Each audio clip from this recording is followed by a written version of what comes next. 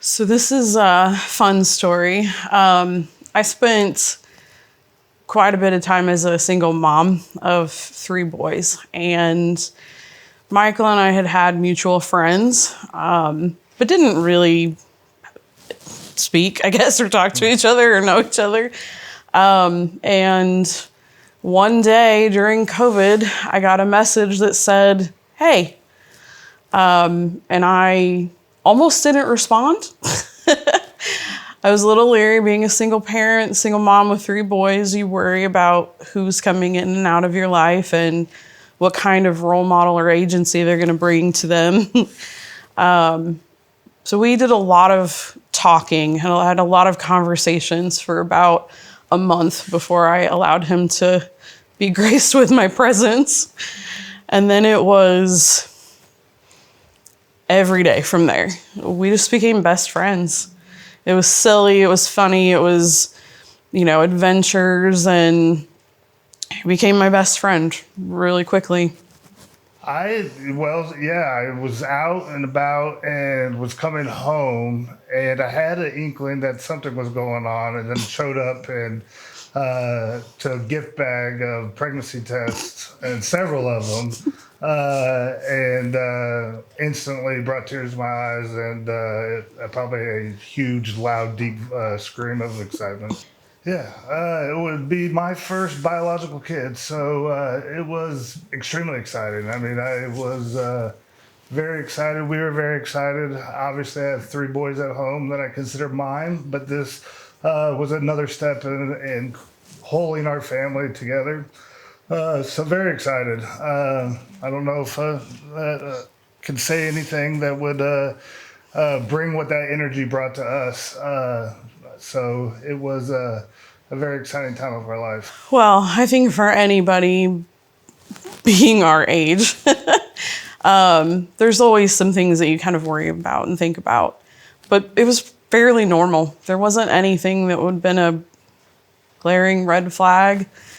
Every doctor's appointment, things came back normal. Every blood test, everything came back normal. We had even some of the genetic testing that came back completely normal. So really no red flags. I think the turning point for us was when we actually had to go see maternal fetal medicine. And a lot of that was because of my age. And a lot of that was because I had previously had gestational diabetes with the pregnancies prior to that. Yeah, it was totally, everything was just filled with joy up until that maternal fetal medicine appointment. Pretty routine going into that. So it was, it was a shocking time once we got to that ultrasound. Sadly, I remember everything. And, like I was saying, it was extremely exciting. Walking cheerfully through the parking lot into the ultrasound where we thought we were going to see our boy again. And when we were in the ultrasound, I and Amber, we were picking up on some weird silences. There were some numbers that obviously I had no idea what was going on, but there was 1 or 2 that were sticking out, and it went from routine to complicated, even by the words of the technician. And I guess the happy questions like name and do you know it's a boy, went from I need to go talk to the doctor pretty quickly and abruptly. And at that point, we had a feeling that something wasn't right. This was all a rush of, within a half hour's time that, he had a diagnosis. It was already in review with doctors, and they gave us the hydranencephaly diagnosis. And at that point, I wasn't exactly sure what that meant, but quickly was educated on him not having any functional brain or brain tissue at all, and his skull cavity was just filled with fluid. You think your life is heading in one direction, and you've seen these amazing people that you've brought to this world, And you think you have that hope and that opportunity to have that again and to have that for me with my best friend. So to have the silence in that ultrasound, it was deafening. To leave that room and ushered into another one where we had a telehealth visit and have someone hundreds of thousands of miles away tell us that our son wasn't compatible with life, it was devastating. It was like somebody had pulled the rug out from underneath us and we'd lost everything in that one moment. It was exceptionally hard for me because that was Michael's first son. So it was his first opportunity to feel that way that I have felt about my boys. And I'd been so happy for him to see that and to feel that and to have that for himself. It's one of the most ultimate precious gifts that somebody can have in this lifetime. And to watch that be ripped away from him was really hard. As my best friend,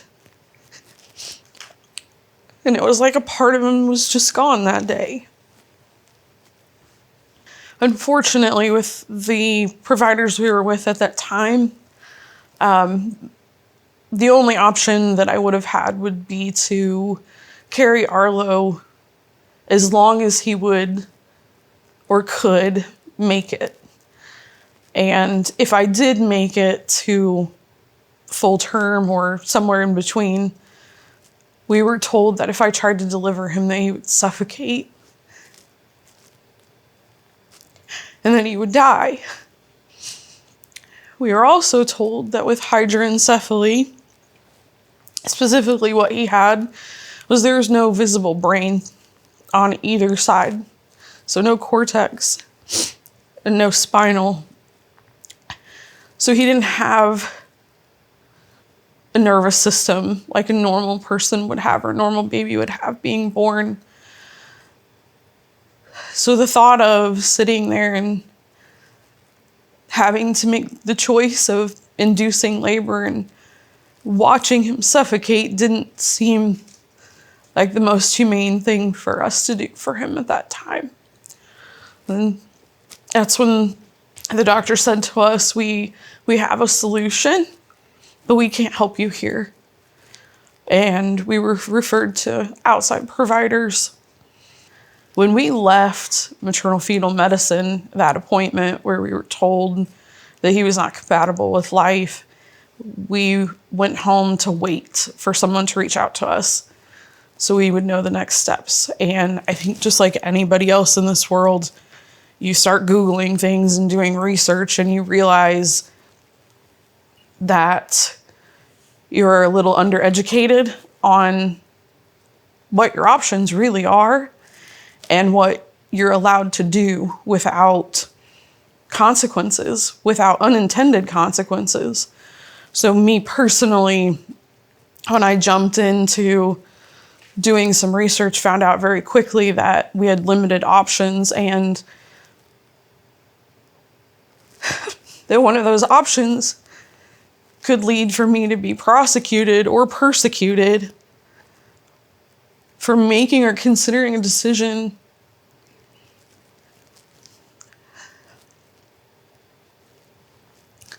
that would be the most humane decision for our son. Relatively quickly after that, I'd say within 2 hours. Yeah, less than 2 hours. So you go from the happiest moments leading up into an appointment to within 2 hours, you receive the information and you get dismissed basically because they had no options. And luckily, we were reached out to within 2 hours. We had an hour drive from where we were. And within that hour of being home, options or people who cared started to set a plan forth for us where we could save my best friend's life and do what was right for her kids, our kids, and Arlo's life as well. But when you find out that your child is incompatible with life, couldn't breathe on their own without you, there wasn't going to be quality of life. The next thing you jump to is, how can I let him move on peacefully and not allow him to suffer? Because nobody wants to see their child or their family member suffer. I kept thinking to myself, it's just like if you had a family member on life support and the doctor came to you and said, there's no activity in their brain. They don't have the ability to breathe on their own. What would you do for your family member? And that was the only thing I kept thinking. Then it hit me. I only have a couple of days to get through this and decide, or it's not going to happen here where we live. It's not going to happen in our home where we're supposed to be safe. We're supposed to feel protected. So my first choice was to protect Arlo. My second chance was to protect myself, because if he started to self-abort somewhere along the way and I didn't get the medical attention needed, I would have been septic. Had I carried on the pregnancy, I would have had CT scans and ultrasounds and for every week until we miscarried. So for us, the choice was to preserve him, preserve his peace, and have me be able to come back home in one piece so I could be a mom and a best friend. There wasn't another choice for us in that time. Yeah, in a normal world, in a normal state, the only choice was to do what we did. But with where we are now, it was complicated, unfortunately. So the first hospital that we had visited with maternal fetal medicine told me that the chances were not great for Arlo to survive, and the chances for me to go septic were actually very high, which is why I would have been in CT scans pretty regularly, weekly, blood work weekly, and ultrasounds weekly, just to see if his heart was going to keep going or not, or if he was going to keep growing or not. And then there was a secondary fear that I would miscarry or go into preterm labor and not be near healthcare resources. We are kind of in a healthcare desert where we are when it comes to women's healthcare. And most of the time to get to a location to have care, it would take us somewhere between 35 to 45 minutes. But in the case of having to move to multiple providers, sometimes it was an hour to an hour and 20 minutes. So there was a lot of fear around timing and around having a miscarriage that could be dangerous for me. What we didn't know was going to happen was that we were going to have to sit together and go through a terminated pregnancy report and a pamphlet from the state. You see, they walk you through step by step a version of what they believe the Indiana government thinks that pregnancy is in each stage of life, explaining to you when they believe that a child would feel something or not feel something, and what the right thing to do for the state or the religious institution would be. Most of that pamphlet was based in religious rhetoric and not scientific fact. And the TPR report, which was a terminated pregnancy report, mirrored that same information. No, they wouldn't have known my name outside of being kind and asking it. I didn't have to be in the room unless they were kind enough to invite me in there. It was all the onus of Amber and any woman in that situation. So no, I did not. there was no ownership on my end that the state wanted to know about, and just brought the trauma and the pressure and the decision making on my partner. So yeah, I was extremely mad and probably visibly mad at that point. Yeah. I definitely do believe Indiana gives more rights to a corpse than they would a woman. When I had to fill out the terminated pregnancy report, I was reporting basically my information that was personal to me. So my first name, my last name, the county that I resided, my level of education, my employment status, my education status, my religious status, how many pregnancies that I had that were viable, how many were terminated, or how many led to miscarriage. When it came to my son, when it came to Arlo at 21 weeks, we had to make the decision on whether we wanted to have a funeral or cremation or not. There was no decision to talk about when it came to my care, when it came to my mental health, when it came to where my documents were going to be going, what they were going to be used for. They wanted to know who was going to pick up my son. And if they didn't know who was going to pick up my son, I could have been charged with a crime for that. Because with our Indiana state laws, if you don't have resources for this type of situation, and the hospital has to hold the child, you can be charged with a crime. Let's call it for what it is. It is the state government using the power that they have, faith-based information versus science that they have no education towards, or most don't, has an intimidating factor to go through with a pregnancy that could be of consequence of death to the woman, but it's no more than a intimidation factor, and they tried to do it, and I could see on others that don't have the support or resources where that could work. And where are we at then? We're 3, 4, 5 more weeks down, and a woman's body is deteriorating to keep a or a viable pregnancy alive.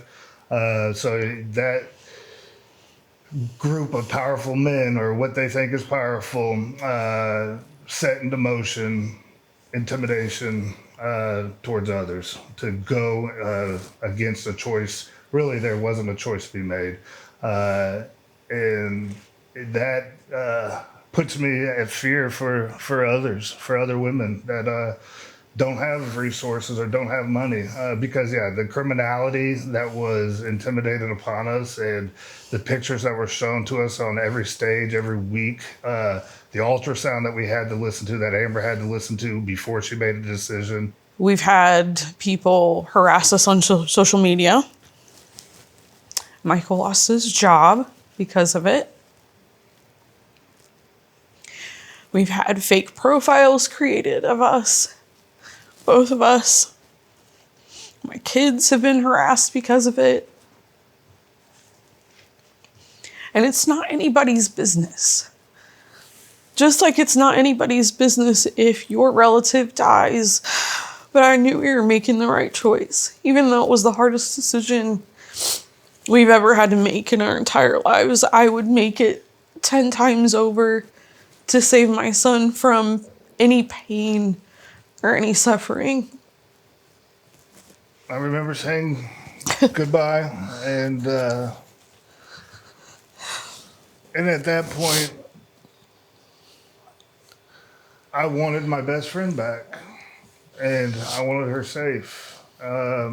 So I'm not an overly spiritual person, but I made sure to have somebody who was there. So my dad came in just to make sure I was all right, and we waited. And what seemed like 6, 7 hours of waiting for her to come back.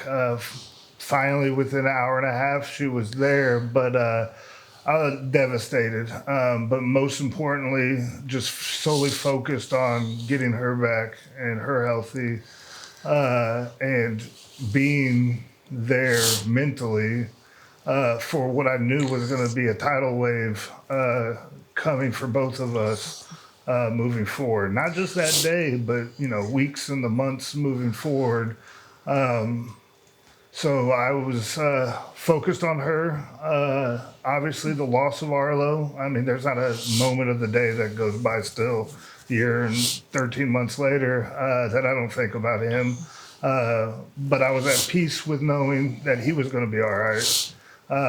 So I needed my partner back. I needed Amber to come back, and I knew I was going to have to be of help and strength for her because it was a devastating day. The boys, they were fantastic. They were. But you could tell that they were heartbroken and they were very worried about me. So much so that they didn't leave my side for hours when we got home. What really motivated me to talk about this and to share my story is my absolute love for people. I don't think we care about each other enough. I don't think we try hard enough for each other. I don't think we fight hard enough for each other. And I think a lot of us have given up on each other. And when we went to the hospital to meet with the doctors for the first time, I really realized it wasn't just me. There were other people that were in there too. They were going through a lot of the same things I was going through. And I just kept thinking to myself, who's going to talk about this? Who's going to tell them that they're okay? But my main purpose was to just show people that they deserve to be cared for too, and that they're not by themselves. When I first had mentioned to folks that we were losing Arlo, I encourage any one of those legislators to come sit next to one of us while we have to make these awful decisions, to come walk in our shoes and feel the feelings that we feel, and to experience what it's like. Because once you do experience that, or you know someone that has, it changes you, and it changes you forever. And I think legislation would be different if those things were taken into consideration. This fight's not over. It's not going to be over anytime soon. This is going to be a battle that happens for quite some time, and it's going to be a battle that's going to be handled by our voices and our votes. The one thing that is the most important thing that you can do to change your situation today is to move your feet. Don't just talk about it. Don't just post about it. Do something about it. That means your vote too.